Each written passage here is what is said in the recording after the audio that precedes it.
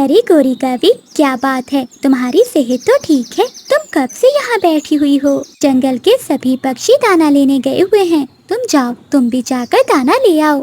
छोटी चिड़िया, मैं दाना लाऊं या ना लाऊं, तुम्हें इससे क्या मतलब? भला तुम कौन होती हो मुझे ऐसा कहने वाली? अगर तुझे मेरी इतनी ही चिंता हो रही है तो जाकर ला दे मुझे दाना। लूसी कबूतरी वहाँ से गुजरती हुई गोरी कवि की बातें सुनकर वहाँ आ जाती है। चिड़िया, छोड़ो इस कवि को। ये कवि तो हर समय लड़ाई के मूड में ही रहती है। जब देखो इसके मुंह पर 12 ही बजे रहते हैं। तुम चलो मेरे साथ, हम दाना लेने चलती हैं। फिर लूसी कबूतरी और रानू चिड़िया वहाँ से चली जाती हैं। घने जंगल में उन्हें गोरी का पति कालू कौवा मिलता है। कालू भैया, तुम्हारी पत्नी सुबह से बैठी अपना समय जाया कर रही थी। जब मैंने उसे समझाना चाहा तो उल्टा मुझसे ही लड़ाई शुरू कर दी। हाँ, कल मेरे घर से भी दाना चुरा कर खाया था। कालू भैया, आप उसे समझा देना। कबूतर जी बहुत गुस्से वाले हैं। अगर वो दोबारा मेरे घर की ओर आई तो बात बढ़ जाएगी। क्या बताऊं, मैं भी अपनी पत्नी की इन्हीं हरकतों की वजह से बहुत तंग हूँ। एक वो है कि समझने का नाम ही नहीं लेती।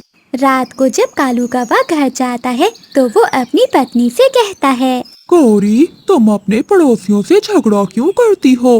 लगा दी होगी उस सुंदर चिड़िया ने मेरी शिकायत तुमसे।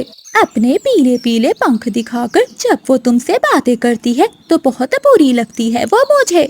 और लूसी के घर से दाना क्यों चुराया था? दोबारा ना जाना, अगर पकड़ी गई तो जंगल के सभी पक्षी पकड़कर मारेंगे तुम्हें। मैं किसी से नहीं डरती, जिसने जो करना है वो करे।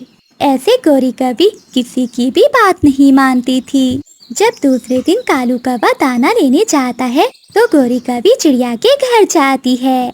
बदमाश चिड़िया, तेरा क्या काम था मेरे पति से हंस हंस कर मेरी शिकायत लगाने का? मैं जो भी करूं, आज के बाद अगर तूने मेरी बात में टांग अड़ाई तो मैं तुझे जान से मार दूंगी।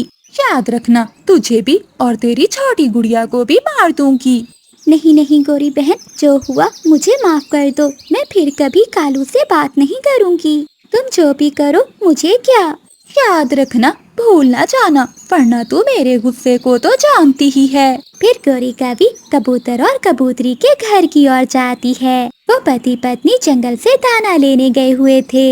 मेरी शिकायत लगाई है इस गंदी कबूतरी ने, मैं इसका घर ही तोड़ दूंगी। ऐसा कहते हुए गोरी कवि लूसी कबूतरी का घर तोड़ने लगती है। मिठू तोता उसे ऐसा करते हुए देख लेता है। वो भागकर कबूतर और कबूतरी के पास जाता है। जल्दी जाओ कबूतर यार, जल्दी जाओ, वो कवि तुम्हारा घर तोड़ रही है। कबूतर और कबूतरी समय जाया किए बिना वहाँ से भागते हैं। कबूतर जी, उस काली कवि ने तो हमारा घर ही तोड़ दिया। उसने हमें बेघर कर दिया। वो कवि बहुत बुरी है। लूसी, नहीं छोड़ूंगा, मैं उसे नहीं छोड़ूंगा। गुस्से में कबूतर डंडा उठाकर कौवों के घर की ओर जाता है। निकलो निकलो बाहर, गोरी कवि, मैं छोड़ूंगा नहीं तुम्हें। आज तेरी इतनी हिम्मत, तूने मेरा घोंसला तोड़ा। अब जाकर बात कर कबूतर से। शर्म करो कालू, मामा पक्षी थोड़ी ना मर्दों से बातें करती हैं। तुम जाओ और जाकर गंदी आंखें निकाल दो उस कबूतर की। पूरे काम तुम करो और लड़ाई मैं करूं, मुझसे नहीं होता ये सब। फिर कालू कौवा बाहर आता है। यार कबूतर, मैं पाँव पकड़ता हूँ तुम्हारे, तुम जाओ, मैं उसे समझाऊंगा। अब क्या फायदा उसे समझाने का, उसने मेरा घर तोड़ दिया है। मैं भी उसका घर तोड़कर ही जाऊंगा। लड़ाई की आवाज सुनकर पड़ोसी चिड़िया भी वहाँ आ जाती है। कबूतर भैया, कालू का घर तोड़ने से तुम्हारा घर थोड़ी ना बन जाएगा। मैं मदद करूंगा तुम्हारी। मैं तुम्हारा घर बनाने के लिए सूखी लकड़ियाँ और घास इकट्ठी कर दूंगा, तुम चिंता ना करो। फिर कबूतर चिड़िया की बात मानकर वहाँ से चला जाता है। कालू कौवा घर चला जाता है। डरपोक कहीं का, डरपोक कालू कौवे, अगर मुझे पहले पता होता कि तुम इतने कमजोर कौवे हो तो मैं कभी तुमसे शादी न करती। चुप कर जाओ गौरी। मैं क्यों चुप कर जाऊं? इससे अच्छा था कि मैं भूरे कौवे से शादी कर लेती। मेरी जगह लड़ तो लेता वो। भूरे कौवे का नाम सुनकर कालू कौवे को बहुत गुस्सा आ जाता है। निकलो, मेरे घर से निकलो, अभी के अभी निकलो। कालू कौवा एक डंडा उठाकर गोरी कौवी के पंख पर मारता है। मैं चुप हूँ और तुम हो के बढ़ती ही चली जा रही हो। जाओ, अब जाकर भूरे कौवे के घर में ही रहो। कालू, अब पंख ना उठाना, अगर उठाया तो मैं भी मारूंगी तुम्हें। तो निकल निकल इस घर से, मैं तुझे अब अपने घर में नहीं रखूंगा। धक्के दे देकर कालू कौवा गोरी कौवी को घर से निकाल देता है। फिर गोरी कौवी गुस्से में दूसरे जंगल चली जाती है, जहाँ उसकी माँ के पड़ोस में एक आवारा बुरा कौवा रहता था। हाँ, बहुत मारा, कालू ने मुझे बहुत मारा है। उसने मुझे मार मार कर घर से निकाल दिया है। गौरी बेटी, मुझे तेरी आदत का पता है। जो भी हुआ है उसमें सारा दोष तुम्हारा ही होगा। एक दाना देने की खातिर माँ तुम मुझे ऐसे बोल रही है। मैं अभी बुरे को जाकर बताती हूँ।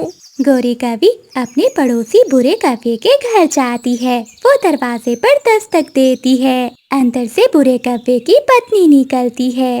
कौन कौन है जी आप? मैं बुरे से मिलने आई हूँ। भूरे से मिलने आई हो? क्या मतलब?